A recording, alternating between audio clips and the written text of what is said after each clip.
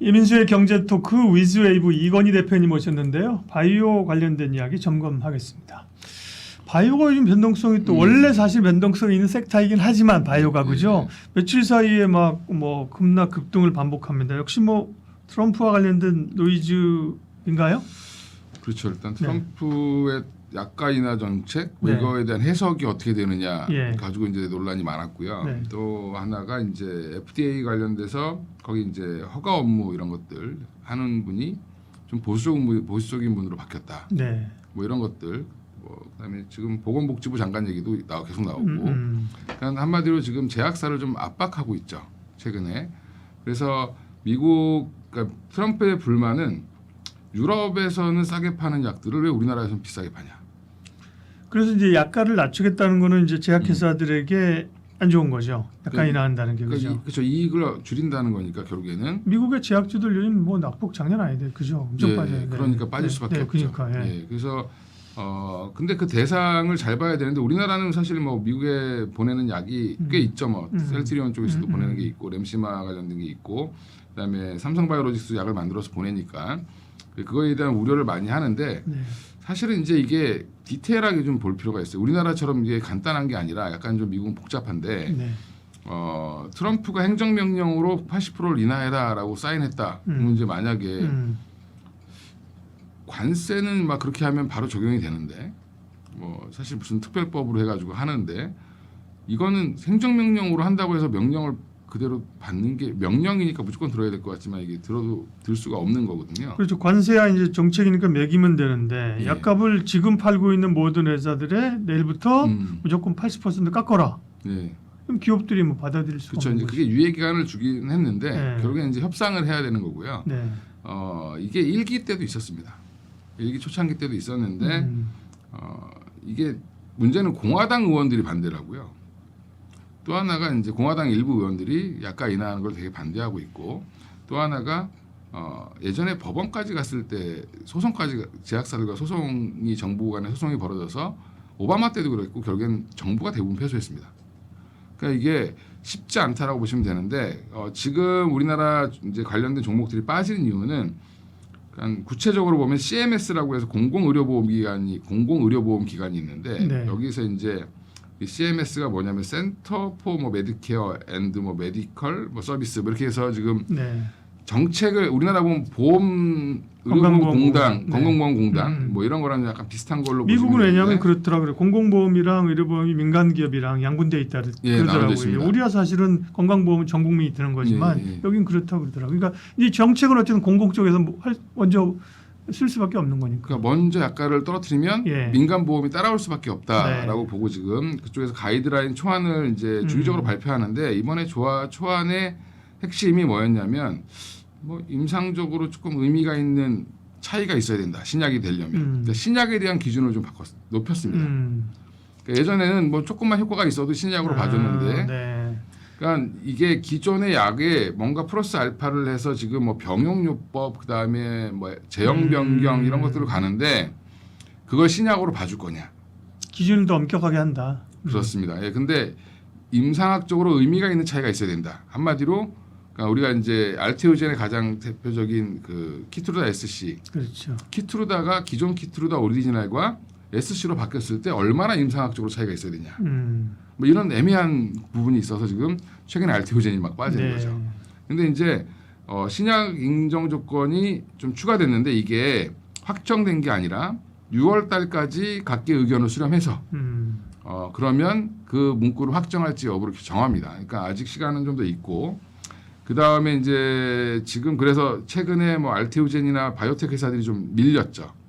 특히 이제 약간의 변경을 주는 것들이 좀 바뀌었습니다. 그러니까 그런 것들이 약간 좀 신약으로 인정이 안 되면 어떡하나 뭐 이제 이런 것들이 이제 우려가 있고요.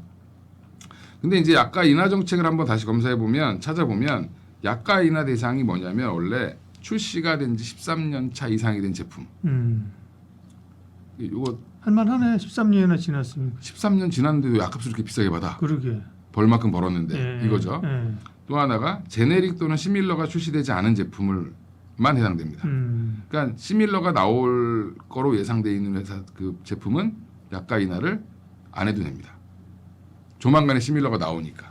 그렇죠. 시밀러가 아무래도 약간 싸니까 그렇죠. 예, 네네. 그렇습니다. 그래서 제네릭은 이제 뭐 알약이나 이런 걸 말하는 네네. 거고, 그러니까 지금 그래서 이런 것들을 요런 거 중심으로 약가를 먼저 내리겠다라는 거죠. 예.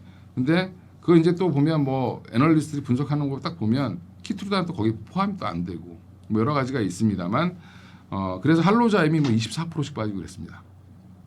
근데 이제 그거 여파로 최근에 갑론을박이 있죠. 그러다 보니까 불안하니까 이제 파시는 분들이 있다. 뭐 이렇게 보시면 될 것 같고요.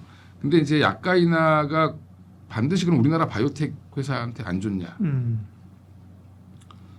빅파마들은 지금 주가가 빠지고 있죠. 빠지고 있는 이유가 뭐냐면 13년 차 이상 돼서 돈 잘 벌고 있는 스테디셀러들이 있는데 얘네가 약값이 떨어져 버리면 수익이 확 줄죠.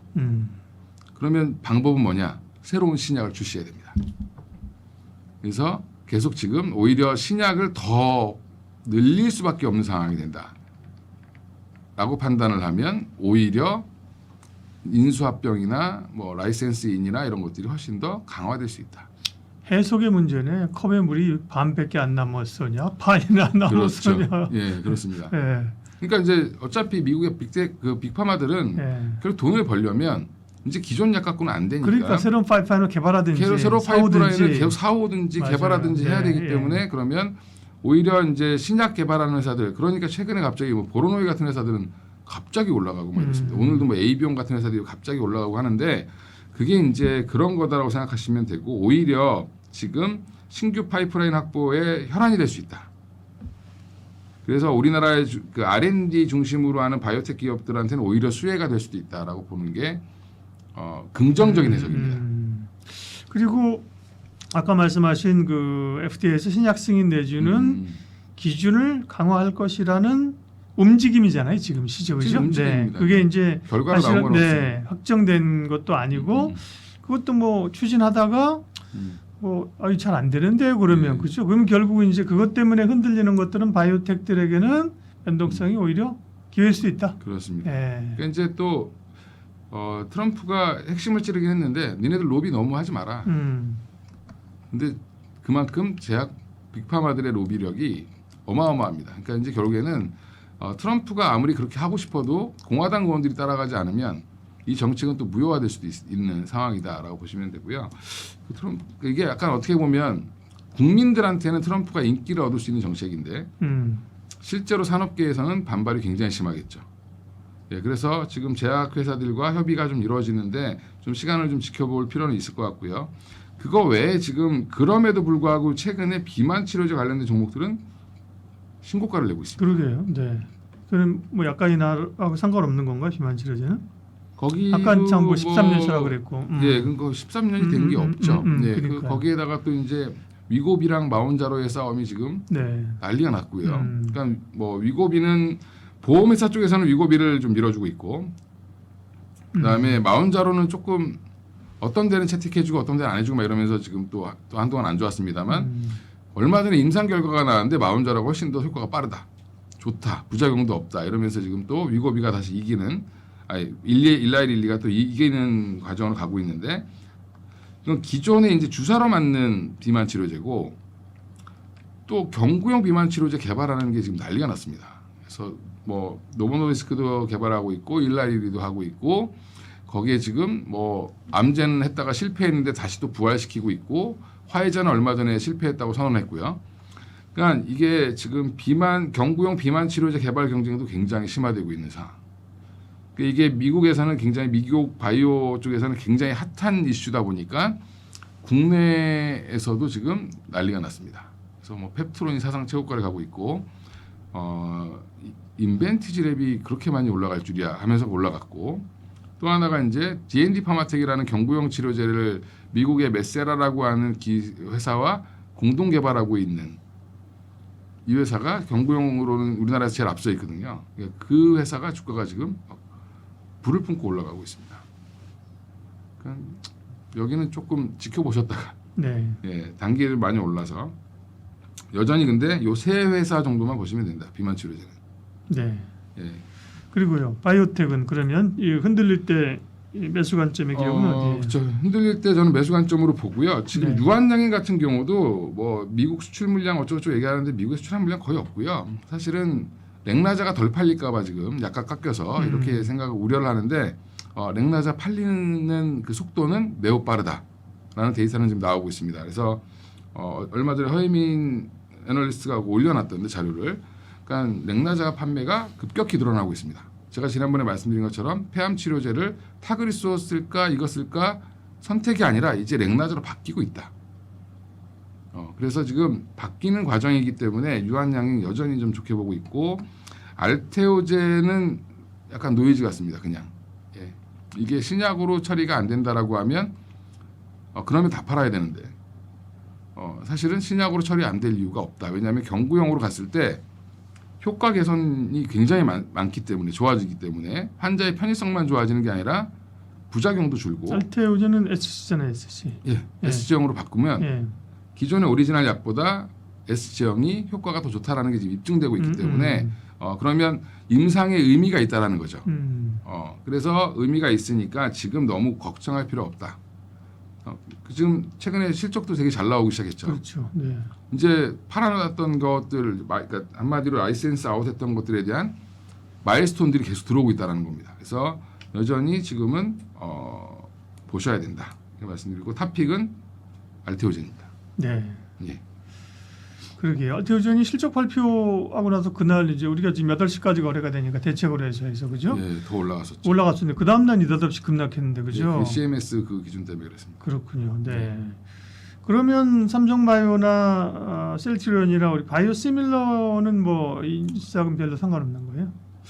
셀트리온은 조금 타격이 있을 수 있을 것 같은데 이제 바이오시밀러기 때문에 사실 약가 인하에선 별로 그렇게 부담이 없다라고 보면 사실은, 그리고 지금 그것도 우려해서 관세 우려로 또 지금 이미 한 15개월치 뭐 미리 갖다 놨잖아요. 네. 셀트리온은 별로 그 실적은 의심을 안 하는데 그 회장님이 너무 크게 얘기를 해놓으셔가지고 3조 매출 이렇게 얘기해 놓으셔가지고 그걸 지킬 수 있을까 의심하는 거죠, 아직은 시장이. 그래서 오히려 셀트리온은 확인하고 갈 것 같고요. 만약에 올라간다 하더라도 뭐 삼성바이오로직스는 별 영향 없을 것 같다. 네. 예, 대신 만들어주는데 뭐 전가하면 되죠, 가격은. 네. 그럼 뭐 우리 이건희 대표님이 워낙 뭐 알테오젠도 그죠? 예. 얘기를 많이 하시는 기업이고 변동성이 좀 있는데 바이오텍 가운데 알테오젠은 뭐 지금 가장 대표적인 그죠? 대장주이고 예. 플러스 바이오텍 가운데서 또 좀 2차적으로 관심 갖는 기업은 어디죠? 지금 리가켄바이오가 실적이 나오기 시작했는데 여기도 어떻게 보면 ADC의 링커를 잘 만드는 회사인데 이 회사가 지금 실적이 굉장히 잘 나왔죠. 그래서 1분기 실적 발표했는데 바이오텍 회사들은 흑자 전환을 했다는 것 자체가 굉장히 유의미하거든요. 근데 이번에 흑자 전환을 했습니다. 작년에 이제 한 2분, 뭐 3분기에 일부 흑자 전환을 잠깐 했었는데 이번에는 좀 의미 있는 흑자 전환을 했기 때문에 이제는 좀 보실 필요가 있다라고 보고 있고요. 그래서 드디어 이제 라이센스 아웃했던 것들에 대한 돈이 들어오기 시작한다. 그리고 ADC가 지금 굉장히 핫하거든요. 그래서 이번 분기 보고서에 나온 거 한번 보시면 리가켄바이오 여전히 주목해 보셔야 되는 종목이다라고 말씀드리겠습니다. 네. 바이오는 사실은 어느 정도의 변동성은 생각을 하고 있어야죠, 그죠? 네. 그러니까 바이오 투자하시는 분들은 대부분 공부가 안 되면 하시면 안 되고요. 그러니까 흔들릴 때 그죠? 예, 흔들릴 때 살 수 있는 정도의 용기가 용기가 있어야. 용기와 함께 스타디가 돼 있어야지, 그죠? 그렇죠. 이게 공부가 안 돼 있으면 투자하기가 힘든 게 바이오 종목입니다. 그래서 대략적으로 찾아보시고, 제 주변에 이제 제 지인분들도 이제 바이오로 돈 많이 버신 분들은 저랑 이제 소통을 많이 하는데 그분들은 제가 얘기한 것만 듣지 않습니다. 뭐 다른 분들 얘기도 듣고 찾아보고 홈페이지도 들어가 보시고 계속 업데이트를 하시더라고요. 그러니까 그러고 궁금한 걸 저한테 물어보는. 그러니까 이게 저는 과외 선생 역할만 좀 해준. 이것 때문입니다라는 정도만 알려드리니까. 그래서 그런 분들은 공부를 하고 하시지 않으면 되게 이게 어렵습니다. 그래서 특히 길게 끌고 가시는 분들. 네. 근데 또 지나고는 바이오 쭉쭉 오르는 거 보면 그때 살 걸 하는 생각이 있잖아요, 그죠? 그렇습니다. 네, 업종의 특성이 있습니다. 네. 바이오 전략 이건희 대표님 함께했습니다. 고맙습니다. 예.